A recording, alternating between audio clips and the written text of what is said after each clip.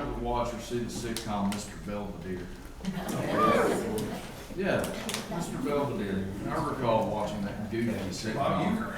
Yeah, I recall that as a child, growing up. It would come on, we would watch it. And in my mind, whenever I began to think of the word servant, this is kind of the imagery that I had, right? You have a maid or a butler or a groundskeeper that was employed by a rich family to serve all their needs, right? And sometimes ended up being, as the show recalled, wiser than the ones that was employing them. But as I grew older, and as you guys have grown older, we've come to realize there's a broad range, right, of occupations and people who fall under the heading of servant. We talk about public servants. We talk about police officers, politicians, although they forgot that they are public servants, and those who work as firefighters, first responders. And simply put, a servant is just someone who serves other people. And when we look into scriptures, we see many examples of servants. The reading opened with the account of Tabitha being raised from the dead in the reading, if you guys have had a chance to read that. But the greatest example of a servant that we have is Jesus himself. This morning we're going to be examining relationship goal number 2, service. What does service look like in the home that is being built by the Lord? Welcome. Thank you guys for being here. Happy Lord's Day to each one of you. Before we get started, ask Brother Don Alexander to open us with a word of prayer, please. Our loving and gracious Heavenly Father, we're so grateful to you that you blessed us with this first day of the week that we're able to come together in this class and learn more about how that we can be the family members that we should be, that we can develop and love and respect for your word, for all that you mean to us. We're thankful that we have the opportunity to be able to assemble without being hindered.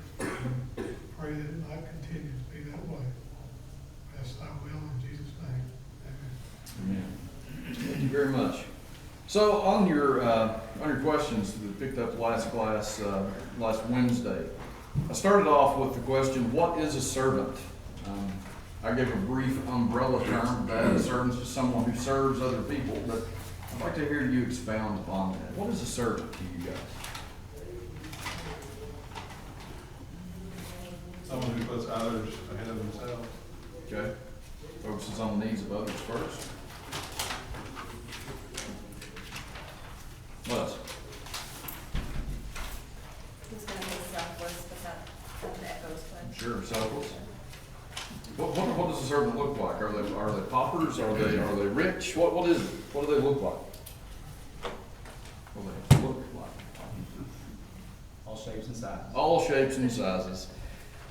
Our Lord said, Jesus himself, he said that he did not come to be served, but to serve, and to give his life as a ransom for many.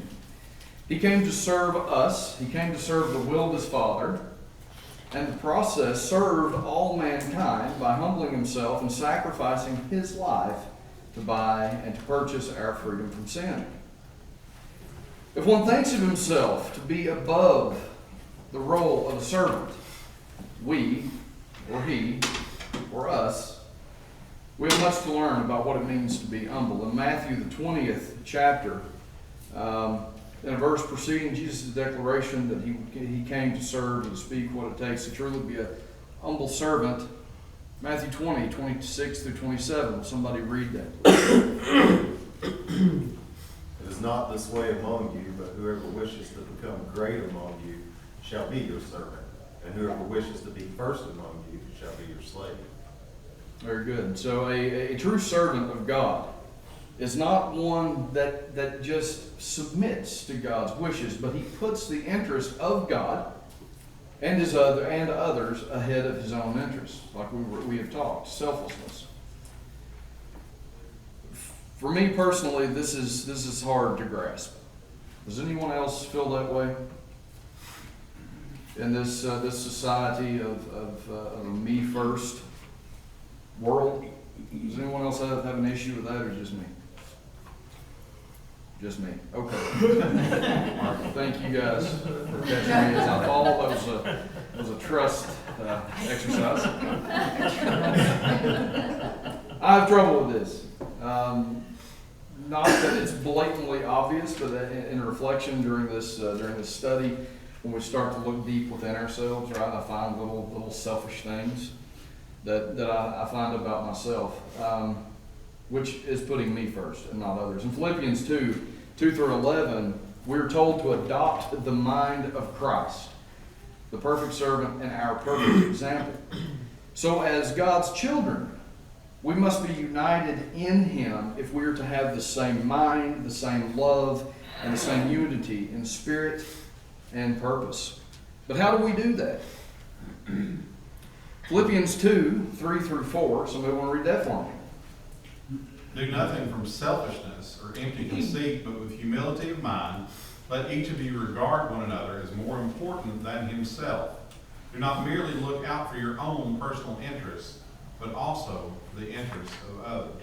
Thank you. Isn't it wonderful that we live in a culture that fosters that mentality? You know, sadly we don't. We live in a culture and society where people are seeking their own interests, their own pleasures, and if they have time, and in the end, if it ultimately helps themselves, they may indeed consider helping someone else. And by nature, I feel like that and because of the flesh, we are prone to selfishness. We're selfish creatures. We desire praise and honor. We want to be first. We want to, and we enjoy being served. Is that just me too? No. Thank you. The problem with this, for me, in my Christian walk, and for me as having a role in a family unit that's been assigned by God, the problem with that mindset and or behavior is that it shouldn't exist nor be present in the life of a Christian or a home that is struggling to allow God to build it. It's the opposite even of whom Jesus even says that we are to be, and even opposite to what he himself set the standard for us to be. Mark, the 10th chapter, 35-45. In this passage, we have Jesus correcting his disciples because they had some selfish ambition, right? Surely the people that Jesus himself picked out, that was preordained by God to come to him, to serve him as disciples, surely they wouldn't be selfish, right? What were they arguing about here? Just a quick summation, and 35-45, we'll read 45.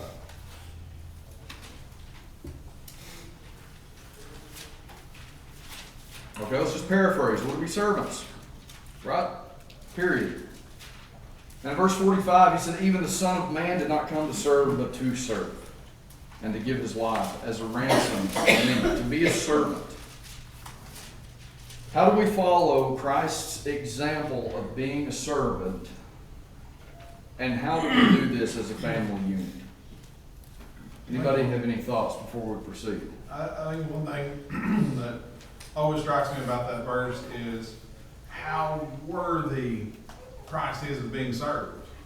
I mean, if anybody ever should have been served, and you know, we see that in the story with Mary and Martha, you know, that he is absolutely worthy of service, and certainly is worthy of all the praise, honor, and glory, and certainly of being served. But when he came to the earth, he humbled himself to serve, and to not demand the service that he was rightfully due. And so when we consider ourselves and how pitifully and woefully unworthy of service that we are, and yet we demand service. We demand our needs and our wants and our desires be met at all times. How selfish, but how foolish it is to consider ourselves that way. Absolutely, very good point. Thank you. Anybody else?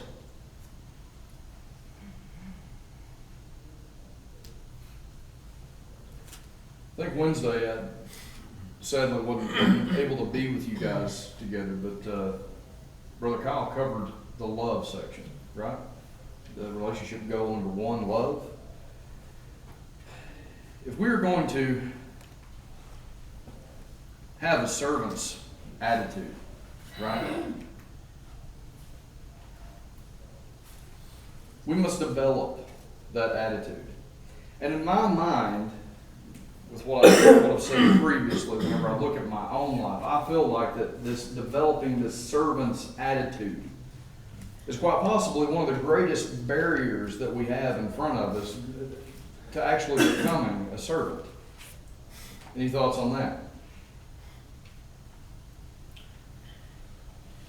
So, to begin and to develop and to foster this attitude of being a servant as we strive to have homes built by the Lord, it takes a determined desire to consider others first. Jesus, again, great example of this, his type of attitude, for he thought of us instead of himself when he took on the form of a servant. Right? Philippians 2:7, verse 8, when he humbled himself and became obedient to the point of death, even to a cross. So what's the underlying motivation for being a servant? Serve. To serve? Serve. I'm gonna serve you, Brad, okay? I know you're moving, Well- and the elders want me to be there. So I've canceled plans to be there. So what's the underlying motive? Love is the right thing to do. It says love. Love. Yes, thank you very much. Yes, to serve. Some of us have already adopted that servant mentality. But for us the underlying motivation in my mind is that to have a servant's attitude, it starts with love. I can come and serve you and I can grumble just like what I just demonstrated. And we can get the job done. We can get you moved. We can get you out quick. And then everybody has to listen to me gripe about how strong I was with the moving party right whenever I get home. But I don't think that glorifies God. I don't think that is a good example that we're setting before our children whenever they see us serve one another. And that's why Jesus was willing to give up his position, as Jonathan mentioned, of his position of honor and glory in heaven, and come in the form of that servant. And that is why he was willing to die, because he loved us. And love is why we should serve one another. Any thoughts? I think you said it. I mean, love is certainly the reason that Jesus went to that cross.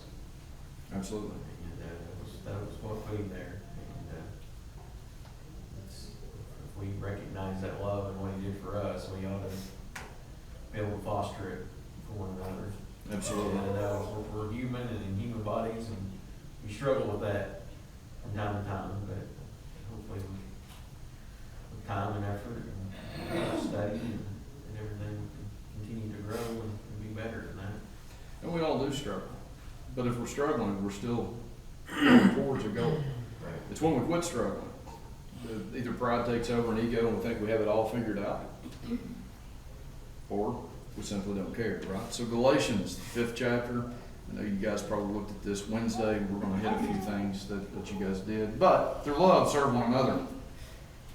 For all the law is fulfilled in one word, even this, you shall love your neighbor as yourself. And if we truly love one another, what does that do about our attitude of being a servant? Does it make it easier or harder to do? Easier. Much easier, right? In fact, it becomes so easy we find ourselves wanting to serve, right? And I admire these men and women that run around, brothers and sisters that run around looking and actively asking people what they can do for them, where they can be served. Any thoughts? If we aren't serving, if we aren't filling those needs, if we aren't serving our families in love and in demonstrating godly example and in teaching them the truth, someone else is going to serve them. Mm-hmm. And then we've lost control over what they're going to learn from that, what they're going to be demonstrated, and what direction they're going to be pushed into. Their needs for example and for love and for our time, they're going to be filled somehow. Mm-hmm. And if we aren't willing to serve, because we're being served, and somebody else is gonna do the serving. I agree. Very good. We should never be time wasters, time killers, right? Because as Jonathan said, something's gonna occupy that time. Whether we're saying, oh, I'm just sitting here on my phone waiting to get a 5-minute break, whatever the case may be. If we find ourselves saying, just killing time, maybe we need to evaluate some things. So that's wonderful. And up to this point, we've talked about Jesus, the great example, how we're supposed to love, how we're supposed to have this attitude when we help people in the church and others. But the question is, pertaining to this class, how do we teach this in the home? How do we teach our children and our spouses, and how we grow ourselves? How do we teach this in a society that is corrupted?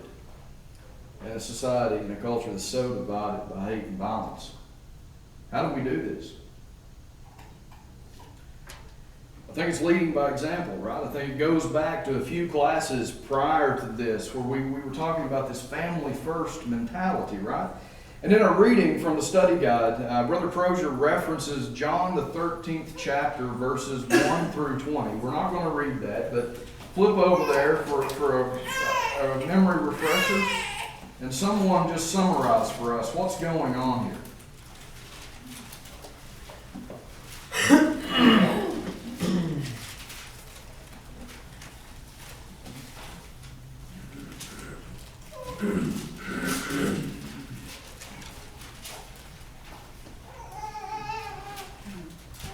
John 13, 1 through 20. What's going on here? Just a summation. Jesus is leading by example. He's showing his disciples what he wants them to be doing, and it's a mentality. He's not going to ask them to do anything he's not willing to do. So what are they doing here? Washing the feet. Washing the feet. And Jesus was the one washing the feet, right? We go through you go through a brief history lesson in the reading, how it was above the master of the home to wash the feet, and here the master of heaven and earth is washing the feet of his disciples. So what in the world is a foot washer? Does that mean literally wash feet? Because that's kind of become a battleground with Scripture between some denominations when they look at the Church of Christ and they say, well, how often do you guys have foot washings? How often do we have foot washings? What's a foot washer? A servant. A servant. If you washed my feet today, would you be doing me any favor? I have on clean socks and I did take a shower. And I wore good shoes and I walked on pavement and I came in and I want to take them off. Would you be doing me a favor? No, the historical reference of that is when people came home wearing sandals or even barefoot, or they came to visit, right? It was the servant's place to wash those sore and battered feet, bruised and dirty. And I'm sure that would be extremely refreshing to the person receiving that. But what's a foot washer today? Can we be foot washers today? Is this just something that's out of the way and old? We said it's a servant. Expound on that. So basically you're saying if somebody asks you if you're a foot washer, or how often you have a foot washer, our answer should be, hopefully every day. Hopefully every day. Right. Hopefully every day. So what's it mean to have a family of foot washers? That kind of sounds weird, doesn't it? Family of servants. Family of servants. Miss Tara. Let's tie into this too, though, allowing yourself to be served. So, I think there is, I don't want to be a burden. No, I've got this. I can do this myself. Or no, I'm fine. I don't want my problems to be public, or I don't want people to be burdened to do something. I mean, yes, it would be hard, but I can do it, or I don't want to bother anybody. So I think about how would this example in John have played out if the disciples said, no, and stood up and walked away and wouldn't allow Jesus to wash their feet, so to speak. I think Peter tried that. But you see what I'm saying? Like, Yeah. if we don't, allowing someone to do something for us is difficult, I think. Because we don't Why? want to, probably pride. Oh, the big word. I Yes. mean, we don't want to burden people. We don't want someone to do that. I mean, how many times have we called or, hey, can I do this? Can I do that? No, I'm fine. And I've done that 100%. So I think there's also a lesson to allow yourself to let someone else serve you, you know, and then repay that in other ways, but also if you're in your family, allow people, you know, allow your children, your husband, your wife, whatever, to do something. Mhm. Right? Maybe. We don't want to spoil the children, right? By not letting them serve, because I've got children that are old enough to be serving a little more than what they are. And I think we all do, right? And I'm not saying that because of me, but for me to train them up as servants, they need to be washing dishes, not for me or their mother, but for an understanding Right. that they're not above it, right? And sometimes in today's culture where we have everything at our fingertips, it's easy for, like we spoke time before, it's easy for take the kids off and let them do whatever, but you know, that's a wonderful time when they're working to bring in family worship with song and hymn. Anybody else have anything? Matthew chapter 10, verse 42, and whoever gives one of these little ones even a cup of cold water because he is a disciple, truly I say to you, he will by no means lose his reward. You know, if even giving somebody just a cup of cold water is service, then everything we do in spirit and truth and with a heart of love and humility toward God, Mm-hmm. it is service, and it is foot washing. It is the kinds of things that God wants us to be doing. Whether it's you know, it doesn't have to be that specific thing, but there's zillions of things that we can do, bringing food to people, Mm-hmm. give people rides, and just spending time with them. Yeah. Spending time with people who are alone and who are in need of company. It doesn't have to be monumental, and we're going to be speaking about that here in just a bit. Hey, Brian. Sir. I was just gonna say, there was a elderly lady that my wife used to help with, some fitness, personal fitness training and stuff like that. And the lady would always try to pay Daphne more than what the agreement was. Mhm. Daphne would reject the extra, and the lady would always smack it in her hand and say, "Don't take away my blessings." So her version of that was basically saying, "This is what I had to give, and I want to give it. Mm-hmm. You accept it. Don't take that away from me." I always thought that was a really interesting way of saying it. So I think I talked to Brad about that one day. I said, I may not be able to stack $100 bill in someone's hand, but I got some working hands. Right. Don't take my blessings away. Let me use these to serve you, please. I agree. That's what I have. Absolutely. You mentioned Peter tried what Peter tried to do there. It's interesting. We have the example of Jesus, but we all have the explanation of Jesus of why he's doing it. You know, I think that's important too. Mm-hmm. He says in verse 8 of that chapter there that you'll have no part with me if you don't do this. But you're not gonna be my disciple. Some versions say that. Right. I mean, that's part of having the attitude and love and all that stuff is sharing with what Jesus, his attitude and attributes and things like that, like serving. Absolutely. Ms. Karen? We need to let our kids, you know, when they're little, they're like, oh, let me help, let me do this. Absolutely. They think it's fun, and you're like, oh, I'm gonna have to take my time to explain and show them. But you need to let them, because, you know, if they wanna help, that's teaching them how to serve. Yesterday we were deep cleaning our house, and Sophie kept saying, oh, I wanna help, and it's like, oh. So finally I said, okay, you can wash the baseboards. There you go. And so I had to stop what I was doing to show her, and she worked so hard. I had to tell her to stop. I said, Yeah. take a break, your hands are all pruny.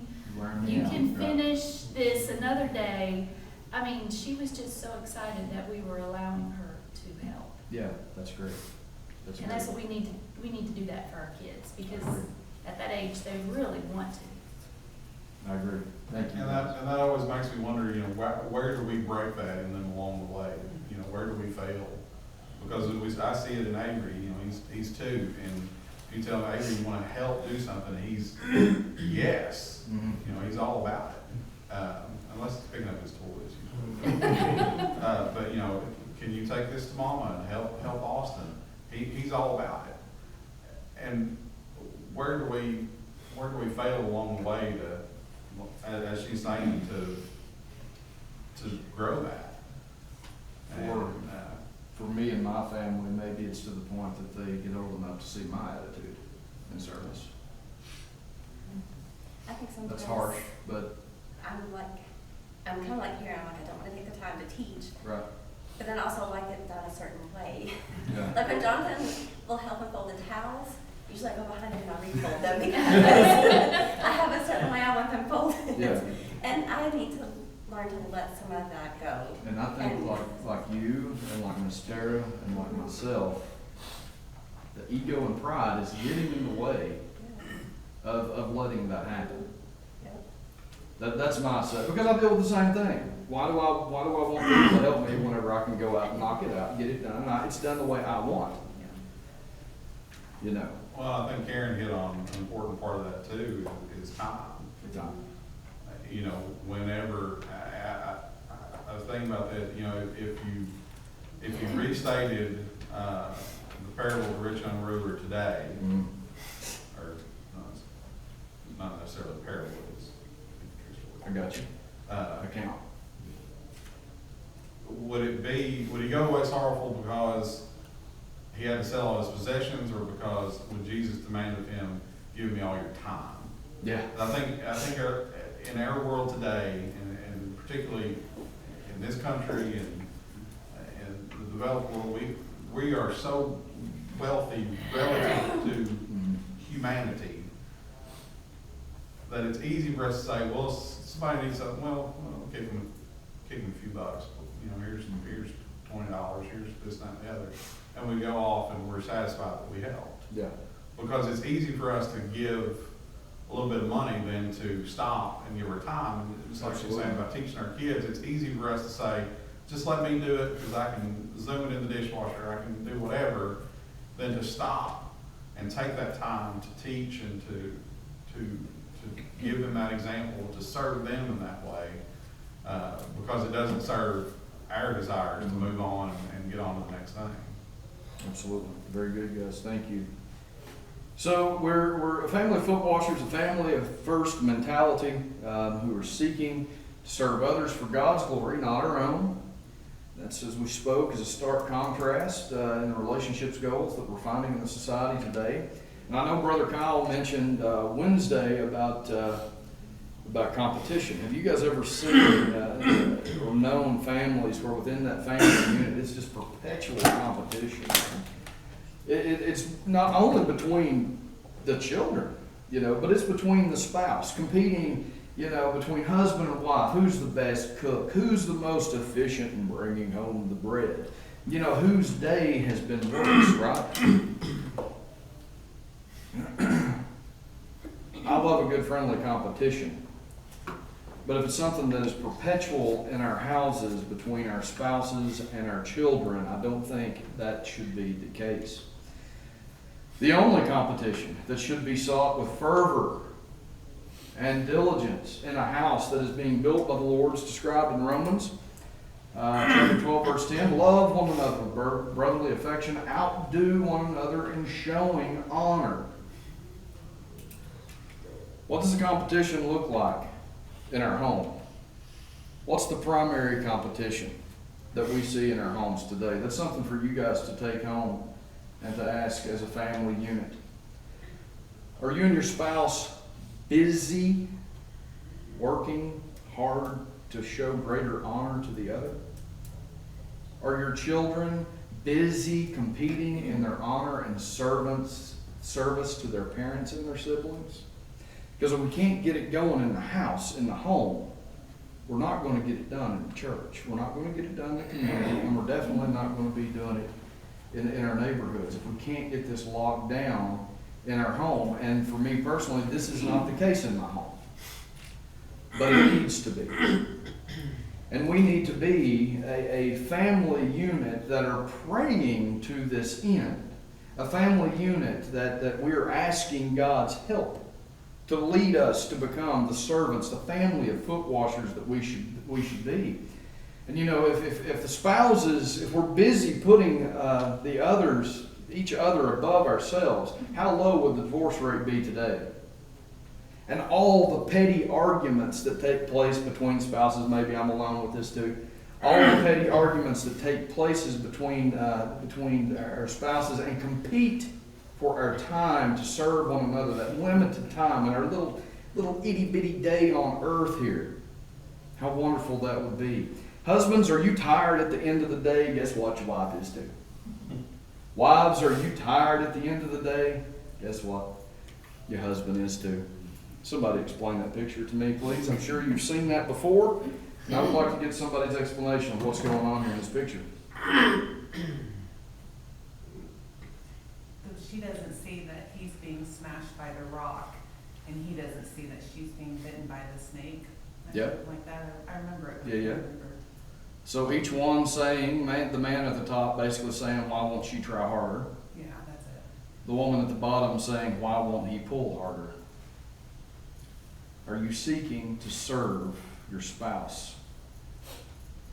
Or do you do enough already? Right?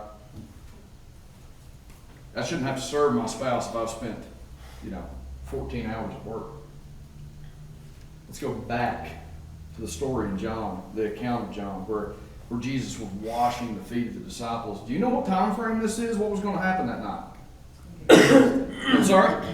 Arrested. He was going to get arrested and just spend a nice, comfortable night in a jail cell, right? No sleep, no nothing. And whose feet did he wash? Just Peter's? Whose? Judas. What did Judas do? Betrayed him. Peter denied it. And Peter denied it. Once? No. 3 times. Are you seeking to serve your spouse? I need to do better.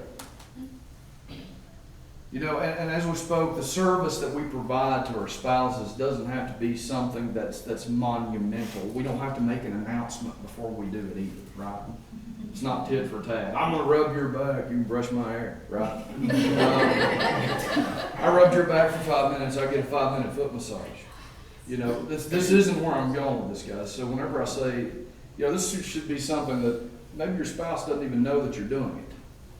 I loved how Brother Crozier goes through here about this hug, right? The 7-second hug in the reading that releases endorphins and all of this stuff.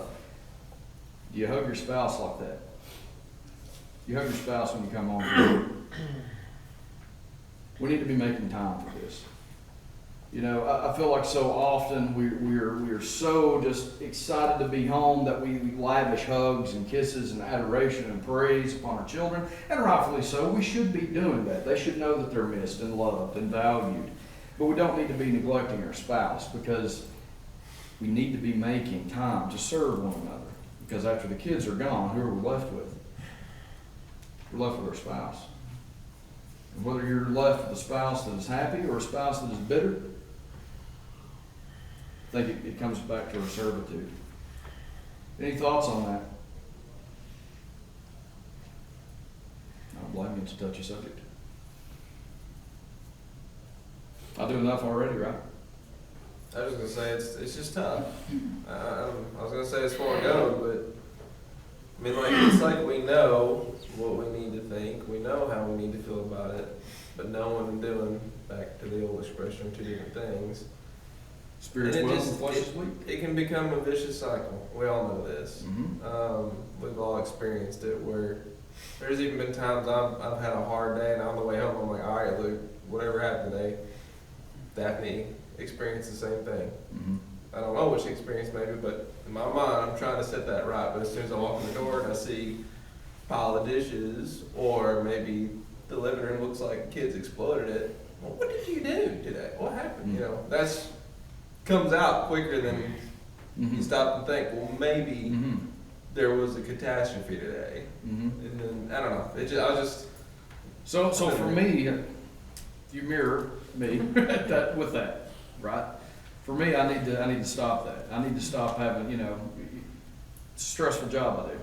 People die every day, right? There's people we try to say that don't. There's employees that I have that don't need to be employees anywhere. But when I get home, that's not work. Right. So instead of coming in, what I need to do, Luke, I'm not talking to you, I'm not throwing this back at you, but you're mirroring me here, so we're going to talk about it. What I need to do is when I come in, I need to see, what can I do? That's the servant mindset. Because if I truly love my wife, if I truly love my children, what can I do? Because they have been there for 10, 12 hours a day, and it still looks like this. Something had to happen. Yeah.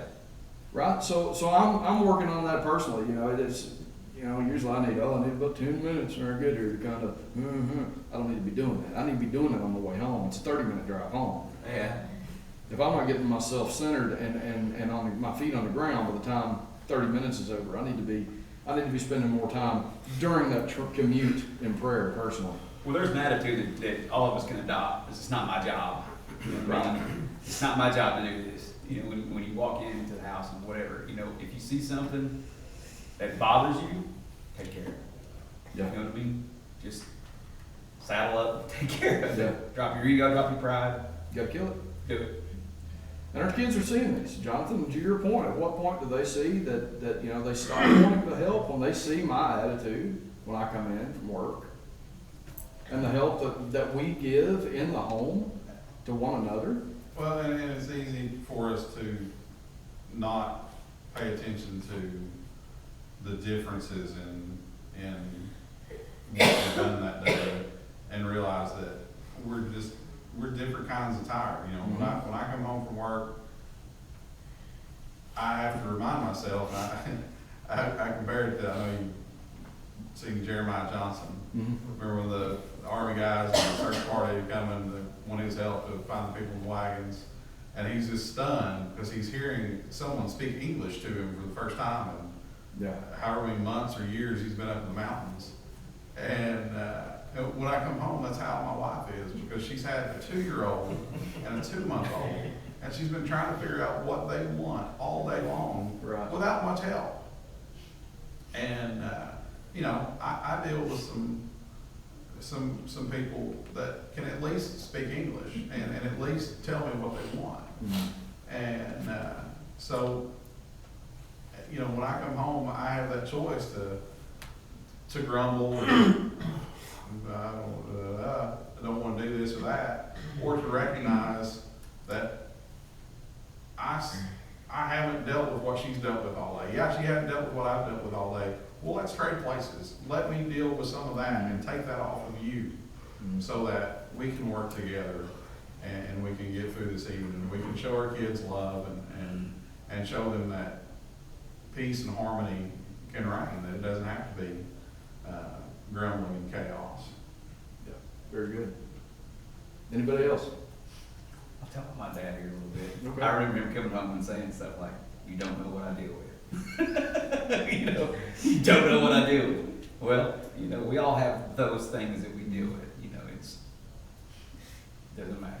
There's no You gotta drop it. that ugly ego again. Yeah. Right. Our kids, our children, we're watching that. It's the first bell. Mm-hmm. Okay. All right. Let's move on.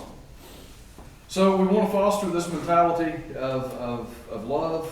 We want our kids to see that in the home unit, the family unit first. It's imperative that they see it there, and that's being instilled in them because we want them ultimately to be a servant of the church and the brotherhood and their neighbor and even their enemies, right? Secondly, a servant needs to know what they need to do to serve. Ms. Baxley, I think this is where, servants, we can only serve where we know that we're needed. Right? And what's the difference between a good servant and an okay servant? It was the first bell. I'll go. Some servants, a less than adequate servant will wait until they're told what to do. My kids are great about that. I'm great about that. And if they aren't given any specific instructions on what or when to do this, they're just going to fill their spare time with whatever they want to do. But a good servant, those who truly enjoy serving, those that have the love in their heart to serve and they want to serve, they're not going to wait until they're told or wait to be given instruction. They're going to be actively looking for things to do. You know, we talked about the when we get home at work, it's the, you know, I'm doing it all attitude, right? I'm getting no help in this house. I've had a hard day. Number one, we've identified this isn't the attitude of the servant. Number two, we identified that if it's happening on a regular basis, specifically with our kids, here's my question. Have we made our desires known? With our spouse, have we made our desires and our needs known? Have we? Have we communicated that? We need to. If there's something that and I think you guys, on your page, family exercise. Did everybody get one of these Wednesday? Family exercise. Have each member of your family unit find and write down at least one thing each member would like to have done to serve them on a regular basis. Schedule it and do it. I think we need to do this exercise. Now, please bear in mind, those of you with young children who may come up with, Daddy's got to do. Let's keep it in perspective, right? But it doesn't have to be something monumental. Amanda likes her hair brushed in the evenings. Can I make time to do that? There's certain things that my kids like to do, board games, etc., or whatever, that they like to do with just me. Or the same, that there's activities they like to do with just Amanda. Are we doing that? So, take the exercise, apply it to your home. I hope you do. Because the opportunities abound. And in the family unit, if we have members of the family who aren't looking for opportunities to serve, communicating those things will help us to get on the right track and on the right foot to get them. And I think we'll find whenever you do allow them to help, they're looking for other things to do. But Sophie, after that, she wanted to do something else, probably. She was exhausted. See, once it starts, it's a good snowball effect that continues to build, and the kids want to do it because they're starting to see how happy it made mom, how happy it made dad. Brother and sister actually played with me and shared their toys. How strange is that? Well, you see, the love will start to snowball there. Anybody have anything quickly before we move to the third point? All right. Third point, you got to serve. It's not good enough for us to sit here in class, or it's not good enough for me and Luke Hale to know what we should be doing and don't do. We need to be doing it. We need to be actually serving, and sometimes failure to do this comes to the very first point that we talked about at the beginning of class. It comes down to having that attitude of a servant, that love in the heart is somewhere else, or it's not where it should be. So real quick, just to get some thoughts on this, and it was in our readings. What if we get taken advantage of? I mean, I help all the time.